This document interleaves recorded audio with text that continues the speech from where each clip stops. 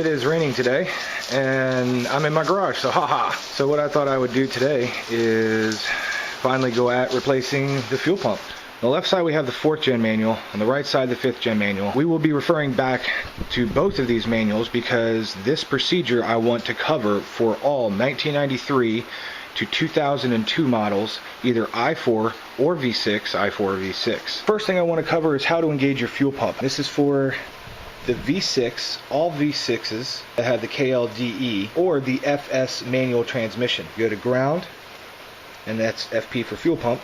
And that's basically how it should look in your DLC box. And for the 2.0 automatics, you're going to ground the fuel pump pin to ground. Pretty easy to tell which one is which because this trapezoidal connector is longer on one side than it is, so you want the short side, and you'll see that because this is the connector that I actually have, so you'll be able to see how that's going to be done. The 96-97, which would be right in between the 93-95 and the 98-2002 model, so that would be right here in the middle. After doing some research, I figured out that the 96-97 KL and FS manual transmission also use this jumper pin method.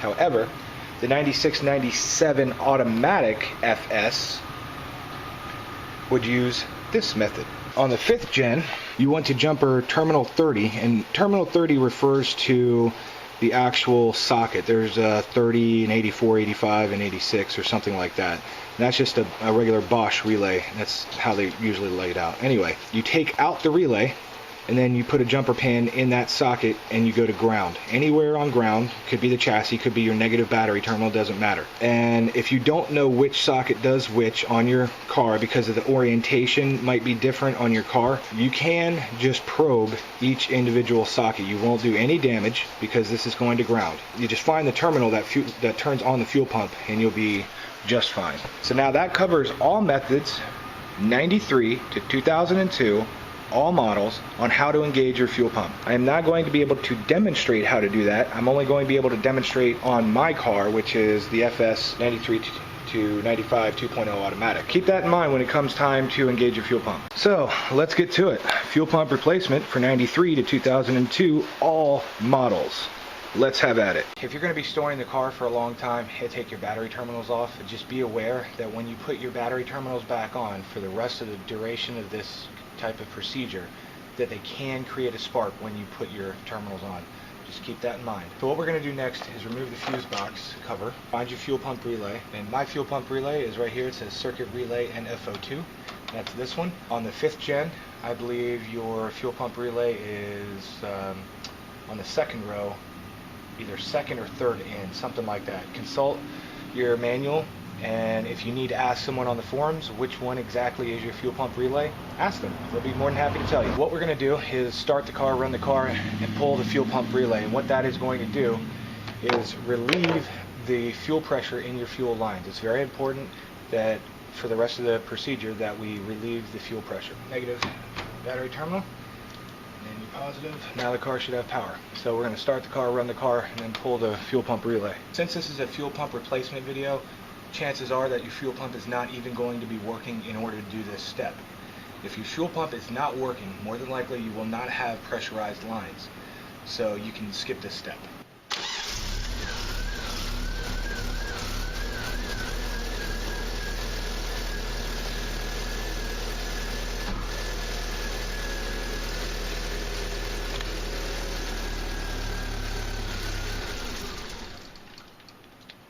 Cool.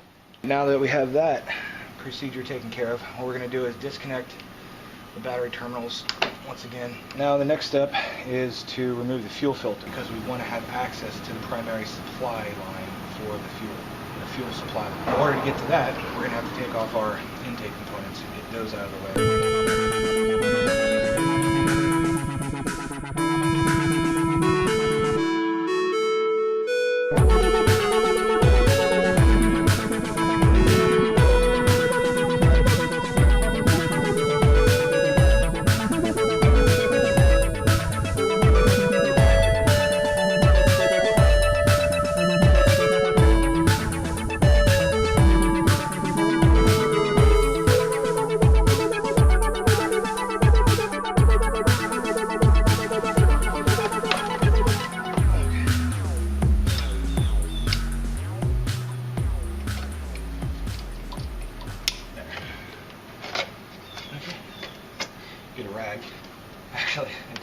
easier to just leave this bolted.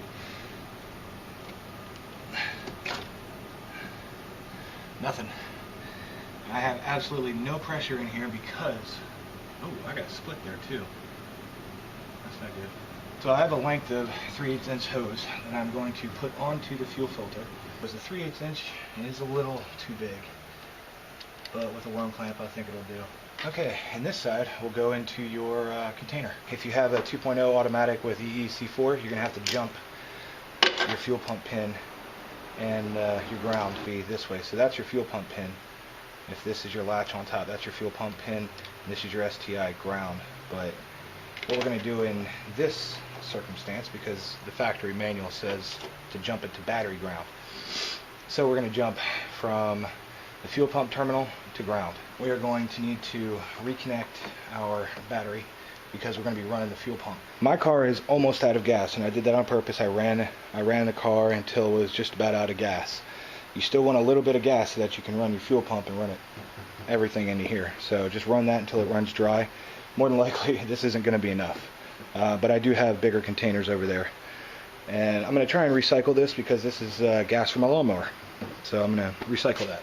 Alright, so as I've shown in previous videos, you need a jumper pin to stick in there, and I recommend using some alligator clips. I made these myself, solid core wire alligator clips, crimped on, easy to make. Put the key in the ignition and turn it to on, not start, just on. And as long as you have it in the on position, what you can do now, get your alligator clip, put that on your fuel pump pin, make sure that's secured nice, and then the other end will go to battery ground. You'll hear the fuel pump relay click. Hear that? Alright, so now it should be running. See if I can get you guys a look at the flow. Okay. Look at that flow. That is a very, very, very poor flow. That is a piss poor flow. I can flow better than that. When your container starts getting full, I can see mine is right here, but if you don't run out of gas before your container does, just pull the pin and it'll stop the flow.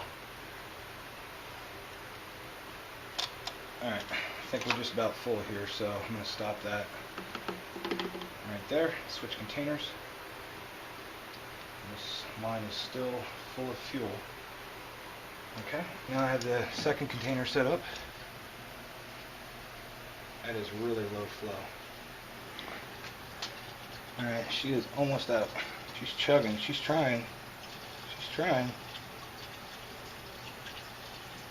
This procedure is also very handy if you've had a car sitting for a very, very long time that you want to get the old bad gas out of. Just run the fuel pump. You might damage the fuel pump doing it that way. It's better off to siphon it out. So when your car is almost out of gas and it starts chugging, that's why, because it can't supply a good stream of fuel. Chug, chug, chug, chug, chug, chug, chug, chug, chug. That's what it's actually doing.